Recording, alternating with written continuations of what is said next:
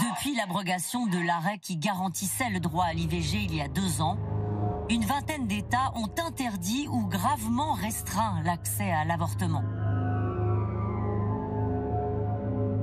Peu à peu, les cliniques spécialisées sont remplacées par des centres de santé aux méthodes bien différentes. Good morning, how could I help you? Nous pénétrons en caméra cachée dans quelques-unes de ces 2500 fausses cliniques. Je peux vous donner un rendez-vous pour refaire un test de grossesse, puis immédiatement un sonogramme. Je tiens à vous offrir l'examen sonogramme. Comme ça, on pourra entendre le cœur du bébé.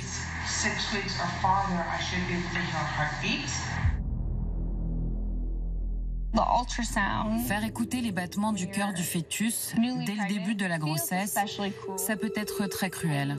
C'est une technique émotionnelle qu'ils utilisent pour faire culpabiliser les femmes. Natasha Berwick est spécialiste du droit à l'avortement et des fake cliniques dans le Colorado. Ils utilisent ces techniques pour plusieurs raisons.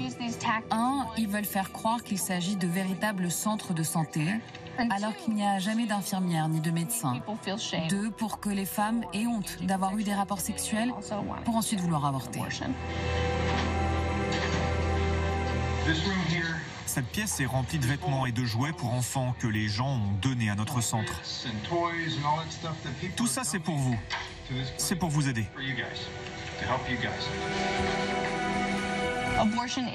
L'avortement est une procédure médicale banale, mais vous n'avez qu'un certain laps de temps pour la faire.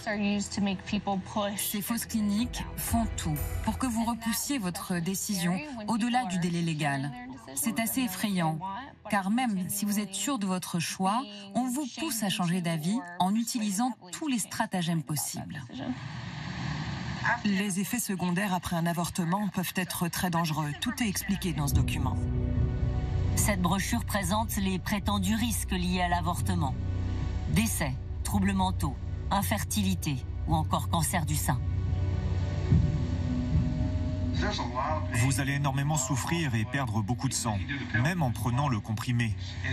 Du sang et des regrets. Après avoir pris le comprimé, vous allez passer un mauvais moment. Vous saignerez tellement qu'on vous conseillera d'aller dans la baignoire plutôt qu'aux toilettes. Et vous y passerez un bon bout de temps.